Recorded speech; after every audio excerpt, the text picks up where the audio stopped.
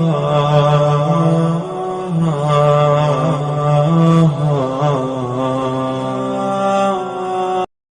Hanifa रहमतुल्लाह ताला का एक अजीब कारनामा है कवायद फ़िक़ह की तदवीन। कवायद फ़िक़ह के उसूल पहले बनाने हैं। इसकी मिसाल मैं अर्ज़ करता हूँ। कुरान करीम ने जिन चीज़ों के खाने की इजाज़त दी है वो चंद चीज़ें हैं, और अल्लाह के नबी अलैहि सलाम ने जिन चंद चीज़ों को तनावुल फरमाए वो भी चंद चीज़ें हैं। गंदुम, जौ, खजूरें, अंगूर, अनार और एक दो फल और हैं। इसके अलावा जितने फल दुनिया में हैं उनके खाने का तस्करा कहीं नहीं, न हराम होने का तस्करा है न खाने का तस्करा है। जितने अनाज दुनिया में खाए जा रहे हैं, जितने बीज दुनिया में खाए जा रहे हैं, कहीं नहीं। अल्लाह के नबी अलैहि सलाम ने जिंदगी में दाल कभी खाई ही नहीं है। अल्लाह के नबी अलैहि सलाम ने ये साग हमारा कभी खाया ही नहीं है। चावल उन्होंने देखा ही नहीं है। अंडा आपने कभी तनावुल फरमाया ही नहीं है। अब इन तमाम चीज़ों जो हज़ारों हैं, इन तमाम चीज़ों के मुतालिक फैसला करना है ये हलाल हैं, अगर हलाल हैं तो कैसे हलाल हैं, और अगर ये हराम हैं तो अगर हराम कहेंगे तो हराम कैसे हो जाएंगी। और फिर ये इस्लाम अगर इन तमाम चीज़ों को हराम करेगा तो अगली कौमों में जब ये इस्लाम पहुँचेगा तो अगली कौमें इस इस्लाम को कैसे कबूल करेंगी। तो इसके लिए पहले उसूल तय करना चाहिए। इमाम हनीफा रहमतुल्लाह ताला पहले शख्स हैं जिन्होंने उसूल वज़ा किया कि अल्लाह ने ये सारी कायनात इंसानों के लिए मुकर्रर, ये हलाल बनाई है सारी कायनात। अल अस्लु फिल अशिया अल इबाहा, सारी चीजें तुम्हारे लिए हलाल है। इसके बाद फिर कहा लगा इस्लाम आएगा और इस्लाम आकर के एक एक चीज को हराम कर देगा, बाकी सारी चीजें हलाल हैं। जिन चीजों का तस्करा कहीं कुरान और हदीस में नहीं वो सब हलाल। उसका नतीजा हो गया कि हमारी नून चाय भी हलाल हो गई, उसका नतीजा हमारा चावल भी हलाल हो गया, सारे फल हलाल हो गए इसी उसूल की बुनियाद पर। वरना इन तमाम चीजों को हलाल या न जायज करने की कोई शक्ल है न नाजायज करने की कोई शक्ल है। इमाम हनीफा रहमतुल्लाह ताला जब इज्तिहाद की मजलिस में बैठते थे और वो इज्तिहाद करते थे, उसके लिए सबसे पहले कयास के ज़ाब्ते बनाने थे, और वो कयास के ज़ाब्ते बनाने के बाद फिर इज्तिहाद के नतीजे में चीज़ों का फैसला होता था। ये कितना मुश्किल काम है, इसको आसान करने के लिए मैं मिसाल समझाता हूँ। फर्ज कीजिए हमारे सामने सवाल आता है कि साहब भैंस का दूध खाना जायज़ है या नाजायज़, और भैंस का गोश्त खाना जायज़ है या नाजायज़। ज़ाहिर हमें सबसे पहले कुरान करीम को देखना है। कुरान करीम में न भैंस का तस्करा कहीं है, न उसके हलाल होने का तस्करा है, न उसके हराम होने का तस्करा है। अहादीस को देखेंगे, जनाब रसूल अकरम सल्लल्लाहु अलैहि वसल्लम ने उसके न हलाल होने का तस्करा किया, न उसके हराम होने का तस्करा किया, न गोश्त खाने का तस्करा किया, न हराम होने का तस्करा किया। तो वहाँ से तो कोई रहनुमाई मिलने वाली नहीं। और फैसला करना है, अगर आपको हलाल कहना है तो उसके लिए भी उसूल चाहिए, अगर हराम कहना है तो उसके लिए भी उसूल चाहिए। तो क्या किया, तो इज्तिहाद किया। इज्तिहाद करने का तरीका ये होगा कि सबसे पहले ये देखा जाए वो कौन कौन से जानवर है जिन जानवरों का गोश्त अल्लाह के नबी ने हलाल कर दिया। नंबर 1 ऊंट, नंबर 2 गाय, नंबर 3 बकरी और भेड़, और एक हदीस में घोड़े के मुतालिक भी है। बहरहाल ये है वो जानवर जिनका गोश्त इस्लाम ने हलाल कर दिया। वो कौन से जानवर है जिनका गोश्त इस्लाम ने हराम कर दिया। नंबर 1 गधा और तमाम जंगली दरिंदे। तो जंगली दरिंदों का गोश्त भी हराम कर दिया गया, गधे का गोश्त भी हराम कर दिया गया। गधे के गोश्त के हराम होने की हदीस बुखारी में मौजूद है। अब भैंस को या तो गधे की कैटेगरी में दाखिल करना है या गाय की कैटेगरी में लाना है। अगर गाय की कैटेगरी में लाएंगे तो हलाल हो जाएगा, और अगर उसकी कैटेगरी में चला जाएगा तो हराम हो जाएगा। तो अब मुज्तहिद जब इज्तिहाद करने बैठता है तो वो गौर करता है पहले जितने जानवरों का गोश्त हलाल कर दिया गया उन जानवरों में ऐसी कौन सी चीज जो हर जगह पाई जाती है। का देखा गया कि एक तो इन तमाम जानवरों में खुसूसियत पाई जाती है जब घरेलू जानवर है। दूसरे इन तमाम जानवर में खुसूसियत पाई जाती है ये जुगाली करते हैं, ड्रामुन जुगाली करते हैं ये। ठीक, भैंस के बारे में देखेंगे साहब ये ऐसी है या नहीं, क्या हाँ, एक तो ये घरों में पाए जाने वाला जानवर, जंगली जानवर नहीं है। दूसरे ये भी ड्रामुन करता है। तीसरे वो जानवर जो हलाल है उन जानवर वो गोबर देते हैं, ये भी गोबर देता है। वो 4 थनों से दूध देता है, ये भी 4 थनों से दूध देते हैं। गाय घास खाने वाला जानवर, ये भी घास खाने वाला जानवर है। उसका जो मेल फीमेल के क्रॉस का सिस्टम है, इनका भी वही सिस्टम है। जिस तरह से वो अपने बच्चों को पालती है इसी तरह से ये भी अपने बच्चों को पालती है। वो गोबर देती है, ये भी गोबर देती है। इन तमाम चीजों को मुंतबी करने के बाद कहा गया जैसे गाय हलाल है वैसे भैंस भी हलाल है, जैसे गाय का दूध हलाल है वैसे भैंस का दूध भी हलाल है। अगर ये इज्तिहाद का तरीका इख्तियार नहीं किया जाए तो न भैंस के हलाल होने का कोई फैसला हो सकेगा न हराम होने का फैसला हो सकेगा। इमाम हनीफा रहमतुल्लाह ताला ने ये जो उसूल वज़ा किए उन उसूलों की एक मिसाल में अर्ज करता हूँ कितना मुश्किल होता है ये। आज के ज़माने में चूँकि इंडस्ट्री का दौर है, सनअती इनकलाब में چیزوں کو آسمان تک پہنچا دیا ہے. پچھلی انسانی تاریخ میں صنعت ایسی ترقی یافتہ نہیں تھی. 17ویں صدی سے جب سائنسی اور صنعتی انقلاب آیا اس کے نتیجے میں صنعت نے بے شمار نئے مسائل پیدا کر دیے. ان مسائل میں سے ایک مسئلہ یہ ہے کہ دنیا میں جیلاٹین بنایا جاتا ہے. یہ جیلاٹین جو ہے وہ کولاجن سے بنتا ہے. کولاجن جو ہے وہ یا تو پھلوں سے نکالا جاتا ہے یا سبزیوں سے نکالا جاتا ہے, اور زیادہ تر کولاجن جو ہے وہ جانور کی ہڈیوں سے نکالا ہوا بودا ہے. یہ جانور کی ہڈیوں سے نکالا ہوا بودا کولاجن بنتا ہے. کولاجن کے بعد پھر ایک لمبے پروسیس سے گزارنے کے بعد پھر یہ جیلاٹین بنتا ہے. اور یہ جیلاٹین جو ہے یہ تقریباً 500 دوائیوں میں استعمال ہوتا ہے, اور تقریباً 250-300 لوشنوں کے اندر یہ بھی استعمال ہوتا ہے. کیپسول کا کور بھی وہی ہے, اور بہت سارے ٹیبلٹس کے اوپر بھی یہی کور ہوتا ہے. اب اس کو حلال مانا جائے تو کیسے, جبکہ وہ مردار جانور کی ہڈیوں سے لیا ہوا گودا ہے. اگر اس کو حرام مانا جائے تو ان تمام مشکلات کا حل کیا ہوگا؟ ظاہر 500 دوائیوں میں استعمال ہونے والی چیز ہے, اس کو کیسے ہم حرام کہہ سکیں گے؟ اگر حرام کہیں گے تو دنیا والے فوراً کہیں گے دیکھو تمہارا اسلام ہمارے دور کا ساتھ نہیں دے رہا ہے, تمہاری دوائیوں کو بھی حرام کر رہا ہے. اور اگر حلال کہیں گے تو حلال کہنے کی کوئی شکل نہیں نکل رہی ہے, اس لیے کہ وہ جانوروں کی ہڈیوں سے نکالا ہوا بودا ہے. تو کیا کیا جائے؟ چنانچہ اس موضوع پر ایک عالمی سیمینار ہوا مکہ مکرمہ میں, کوئی فیصلہ نہیں کر سکے وہاں علماء. پھر ایک دوسرے ملک میں سیمینار ہوا, وہاں بھی کوئی فیصلہ نہیں ہو سکا. پھر اس کے بعد ایک زمانے میں بمبئی میں اس پر میٹنگ ہوئی, کوئی فیصلہ نہیں ہو سکا. اس کے بعد پھر حیدرآباد میں ایک میٹنگ چل رہی تھی اسی ٹاپک پر کہ صاحب جیلاٹین جو تقریباً 500 دوائیوں میں استعمال ہونے والی ایک لازمی لکوڈ چیز ہے, اس سے ہم بچ نہیں سکیں گے. اس کو حلال مان لیں تو کیسے حلال مانیں گے جب وہ مردار جانور کی ہڈیوں سے نکالا ہوا گودا ہے؟ اور اگر حرام مان لیں تو امت مشکلات میں پھنس جائے گی, کیا کیا جائے گا؟ چنانچہ پھر میٹنگوں پر میٹنگیں ہوتی رہی, کوئی فیصلہ نہیں ہو سکا. تو مجھے یاد آتا ہے کہ جب حیدرآباد میں سیمینار ہو رہا تھا, حیدرآباد کے سیمینار میں ایک عرب عالم کھڑے ہو کر کے کیا کہتے ہیں, کہتا ہے وہ یوں کہتا ہے واللہ لست بحنفی, لوگوں بھائی میں حنفی نہیں ہوں, ولكن حل هذه المشكلة في فقه الحنفی, اس مشکل کا حل فقہ حنفی میں نکل آئے گا. جو وہ کہہ رہا تھا سننے والے سمجھ رہے تھے, کیونکہ وہ سارے علماء تھے, وہ تو سارے بڑے بڑے محققین تھے, بڑے بڑے فقہا تھے, وہ سب سمجھ رہے تھے یہ کیا کہہ رہا ہے. کیا تھا وہ؟ امام حنیفہ رحمہ اللہ تعالیٰ کے فقہ حنفی میں ایک اصول ہے. وہ اصول یہ ہے کہ کسی چیز کی حقیقت اگر بدل جائے تو اس کا شرعی حکم بھی بدل جاتا ہے. تبدیلی ماہیت کے نتیجے میں تبدیلی احکام ہو جاتے ہیں, انقلاب ماہیت کے نتیجے میں حکم بھی بدل جاتا ہے.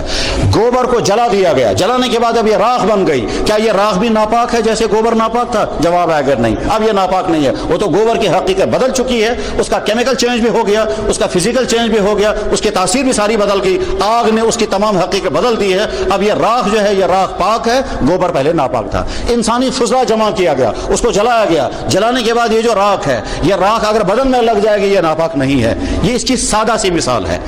انقلاب حقیقت سے احکام بدل جاتے ہیں. یہ اصول کہاں سے لیا تھا امام حنیفہ نے؟ یہ اصول لیا ہے حدیث سے, اور وہ حدیث ہے حدیث بریرہ.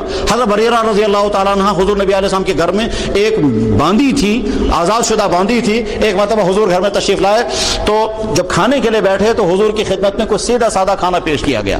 آپ نے فرمایا کہ جس وقت میں اندر آیا تھا اس وقت گوشت کی خوشبو آ رہی تھی, سو ماز کا دھو, وہ گوشت کہاں رکھا گیا؟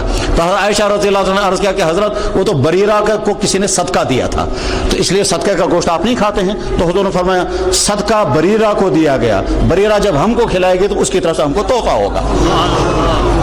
نہ کہ صدقۃ ولنا ہدیۃ, تیرے لیے یہ صدقہ ہوگا, ہمارے لیے ہدیہ ہوگا. امام صاحب نے فرما دیکھا وہاں سے یہاں تک چیز آئی, اس کی حقیقت بدل گئی, یہاں سے یہاں تک یہ زکات تھی, یہاں سے آ گئی ہدیہ بن گیا. اسی سے اصول نکال کر کہا تبدیلی حقیقت سے تبدیلی ماہیت سے تبدیلی حکم ہو جاتا ہے. چنانچہ اس اصول کو منطبق کیا گیا. اب جب دیکھا گیا چند سائنس کے ماہرین کو لایا گیا تھا, اس میں ایک سعودیہ کے عالم بھی تھے, اسی طرح سے ایک دلی کے ایک بہت بڑے سائنٹسٹ ہیں ڈاکٹر اسلم پرویز, وہ بھی تھے.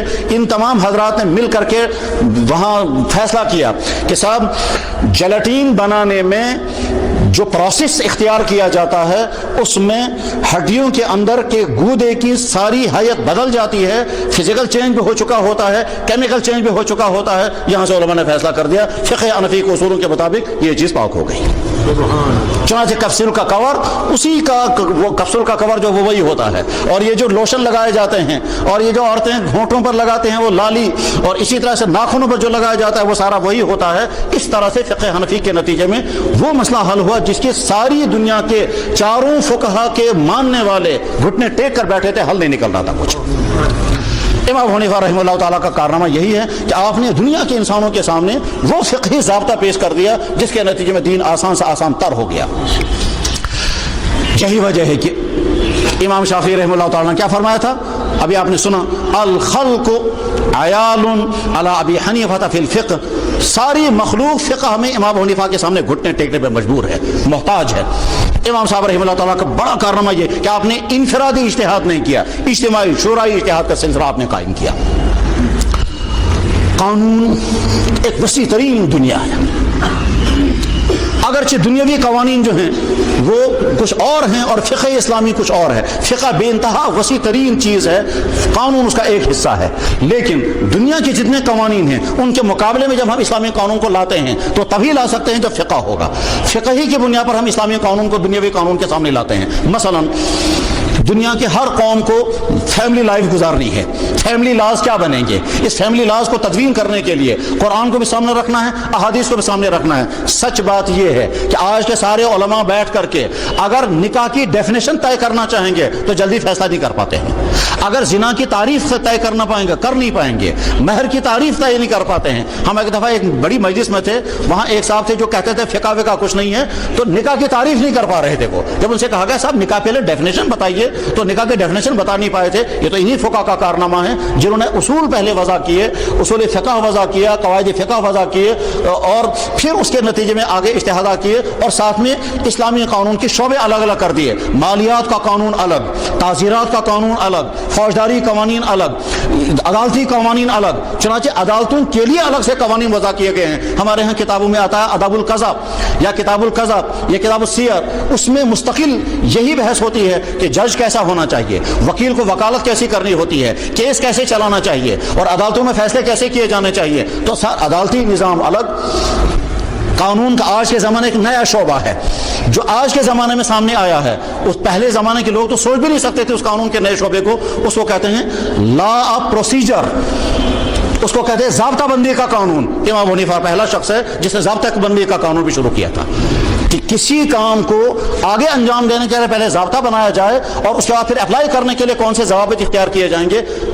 اس کو تو اسلام کا ضابطہ بندی، اسلام کا فوجی نظام، اسلام کا قانونی نظام، اسلام کا عدالتی نظام، اسلام کا شعبے مالیاتی نظام، ان مالیاتی نظاموں میں مشکل مسائل اس وقت آتے ہیں جب کوئی نیا بزنس کا سسٹم سامنے آتا ہے. اس وقت حل کرنا ہوتا ہے کہ قرآن کریم کی کس آیت سے اس کو حلال کریں گے تو نتائج کیا نکلیں گے، حلال ہو بھی جائے گا یا نہیں، حرام ہوگا تو نتائج کیا نکلیں گے.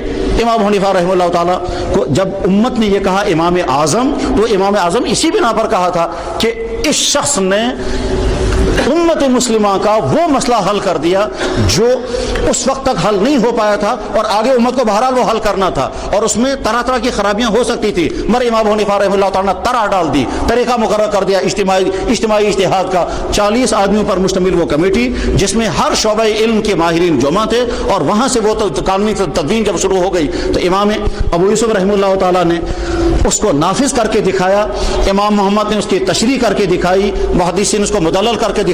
نتیجہ کیا ہوا؟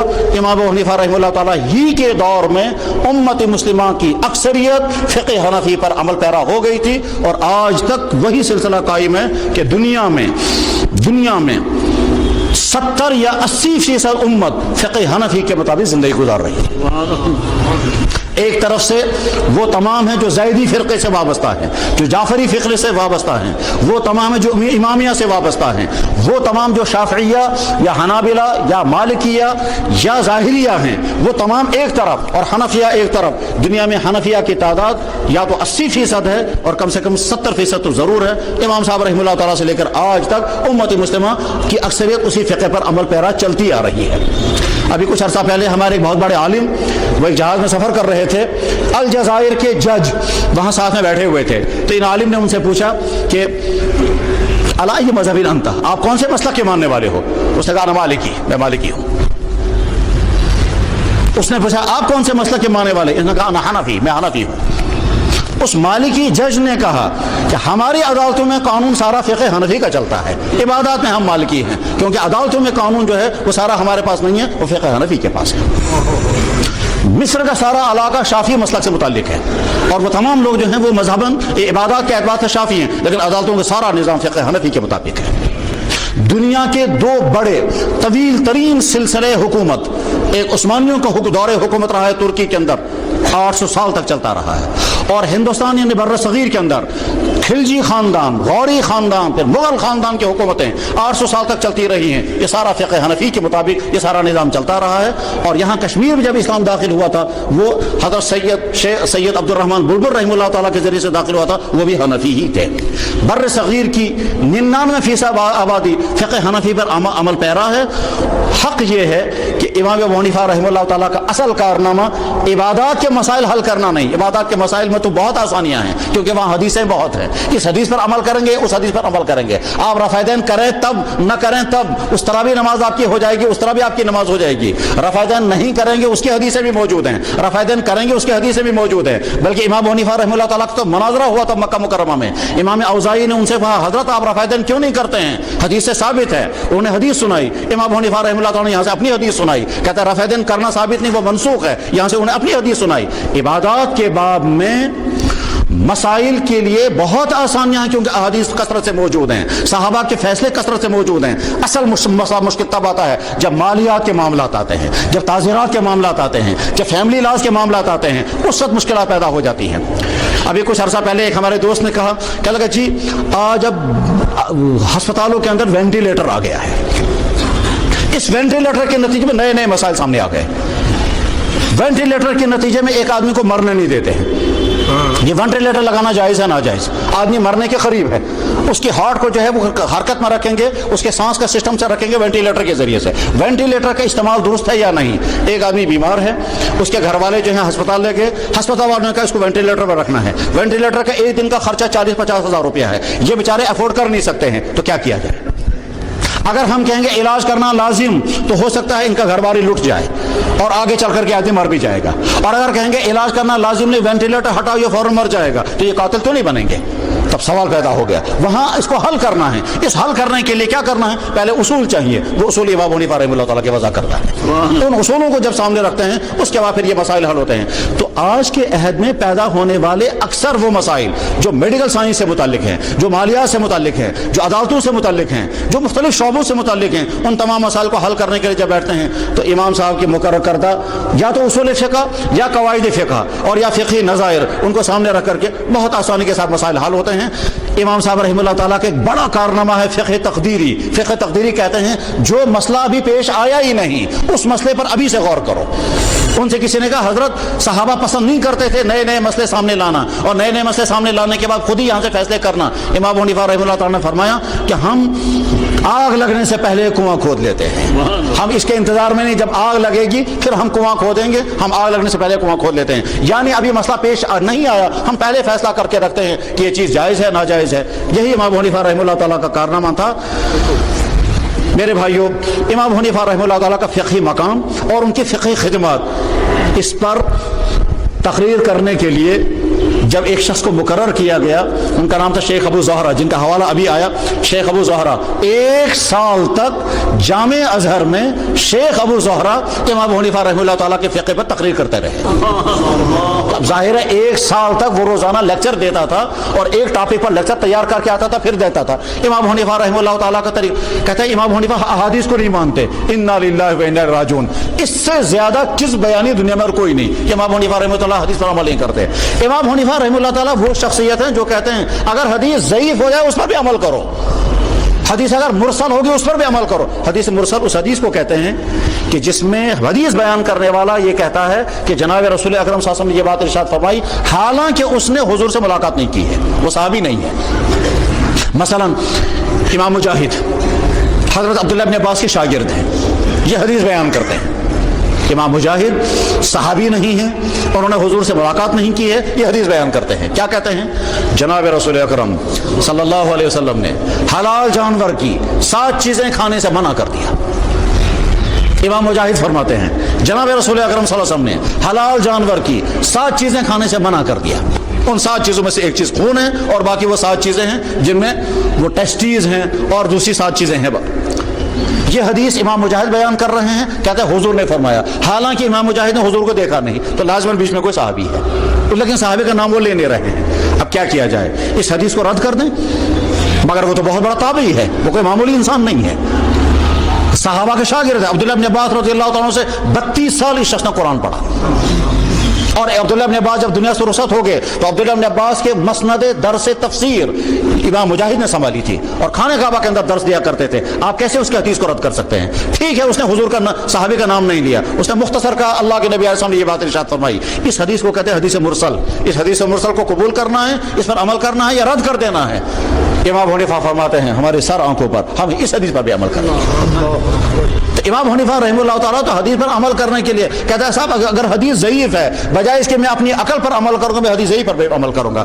اب لوگ کہتے ہیں کہ صاحب امام حنیفہ رحمہ اللہ تعالیٰ حدیث جانتے ہی نہیں تھے, یا وہ حدیث ضعیف حدیث پر عمل ہی نہیں کرتے ہیں. نہیں, امام صاحب رحمہ اللہ تعالیٰ کا اپنا طریقہ کار جو انہیں بیان کیا تھا وہ یہی کہ ہم جب مسئلہ سامنے آتا تو سب سے پہلے قرآن کریم کی آیت دیکھتے ہیں. مثلا سوال آیا مقتدی کو قرات کرنی چاہیے یا نہیں, امام صاحب نے فرمایا قرآن کریم کی آیت ہے, اللہ تعالیٰ فرماتے ہیں جب قرآن پڑھا جائے چپ رہو, اس لیے مقتدی کو چپ رہنا ہے.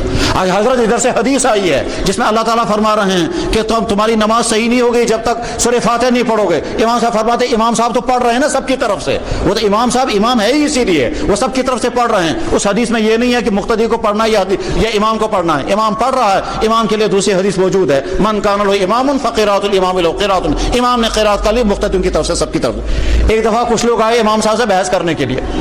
امام صاحب نماز پڑھ کے جب باہر نکلے تو بہت بڑا جم غفیر آیا, کہنے لگا صاحب آپ کہتے ہیں سورہ فاتحہ نہیں پڑھنی ہے. امام صاحب نے کہا بھائی آپ اتنے حضرات ہیں, میں اکیلا سب سے کیسے بات کروں گا, آپ لوگ کسی ایک آدمی کو مقرر کر دو, اس کے ساتھ میں بات کرتا ہوں. انہوں نے کہا جناب بالکل ٹھیک ہے. ایک آدمی کھڑا کر دیا, کہنے لگا یہ ہماری طرف سے, کہنے لگا اس کی گفتگو آپ کی گفتگو ہے نا, کہ جی یہ جو کہہ رہا ہے آپ کی طرف سے کہہ رہا ہے, کہ ہاں اس نے جو بات میری سننی ہے وہ آپ کی طرف سے سن رہا ہے. کہتے یہی تو میں کہہ رہا ہوں. امام صاحب جب آگے کھڑے ہوتے ہیں وہ جب سورہ فاتحہ پڑھتے ہیں تو سارے مقتدیوں کی طرف سے, تو میں نے کیا غلط کہا, میں تو وہی کہہ رہا ہوں جو تم لوگ کر رہے ہو. امام صاحب رحمہ اللہ تعالیٰ کو اللہ نے عجیب و غریب ذہانت عطا کی تھی, بہت زیادہ ذہانت اللہ نے عطا فرمائی تھی. امام صاحب کے پڑوس میں ایک رافضی رہا کرتا تھا اور وہ بد کلامی کرتا تھا. وہ یہ کہتا تھا کہ حضرت عثمان غنی یہودی تھے, نعوذ باللہ من ذالک. ان میں سے کچھ لوگ ہوتے ہیں اسی طرح کی بدزبانی کرنے والے, وہ یہودی تھے. لوگ جا کر اسے لڑتے بھی تھے, گالیاں بھی دیتے تھے, بددعائیں بھی دیتے تھے. امام صاحب رحمہ اللہ تعالیٰ کو جب بتایا گیا تو انہوں نے فرمایا بھائی یہ گالیاں دینے کا کوئی فائدہ نہیں, لڑنے کا کوئی فائدہ نہیں, میں کسی وقت چلا جاؤں گا. چاچے وہ گئے ان کے پاس اور جا کر کے بہت احترام کے ساتھ اسے ملے, احترام کے ساتھ مل کر کے پھر کہا میں ایک بہت اچھا پیغام آپ کے پاس لے کر آیا ہوں. کہنے لگا فرمائیے. کہنے لگا ایک لڑکا ہے جو قرآن کریم کا حافظ ہے, ساری حدیثیں یاد ہیں, رات کو نمازوں میں گزارتا ہے, پاک دامن ہے, شریف الطبع ہے, بہت بڑا مالدار ہے. اس کا رشتہ لے کر کے آیا ہوں میں, آپ کے وہاں گھر میں بیٹی ہے, آپ اس کا رشتہ قبول فرمائیں.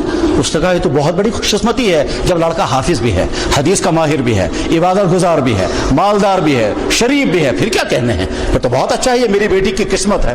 امام صاحب نے کہا مگر اس میں ذرا سی کمی ہے. انہوں نے کہا کیا؟ کہنے لگا وہ یہودی ہے. انہوں نے کہا استغفر اللہ, آپ یہودی کا رشتہ لے کر میرے گھر میں آئے. کہنے لگا اس میں کیا حرج ہے, اللہ کے نبی نے تو اپنی بیٹی ایک یہودی کو دی تھی نا. کہنے لگا کون؟ کہنے لگا آپ کہتے ہیں نا حضرت عثمان غنی. اسی وقت بیچارے میں کان پکڑتا ہوں, آج کے بعد کبھی نہیں کہوں گا کہ اللہ کے نبی حضرت عثمان غنی یہودی تھے. امام صاحب باہر آئے, کہنے لگا اس طرح سمجھانا ہوتا ہے. غرض ہے کہ امام صاحب کو اللہ نے حیرت انگیز ذہانت عطا فرمائی تھی. تو ایک طرف سے وہ سب سے پہلے امام ہیں کیونکہ سن 80 ہجری میں پیدا ہوئے ہیں. امام مالک اس کے 15 سال کے بعد پیدا ہوئے تھے.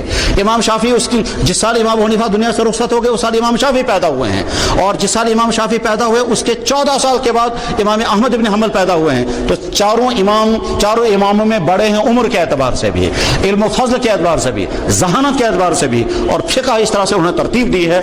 اس امام حنیفہ رحمہ اللہ تعالیٰ کی فقہی خدمات کو سمجھنے کے لیے جتنا وسیع مطالعہ مطلوب ہے, جب وہ وسیع مطالعہ آپ کریں گے تو اس وقت سمجھ میں آئے گا امام صاحب رحمہ اللہ تعالیٰ کا کارنامہ کتنا ہے.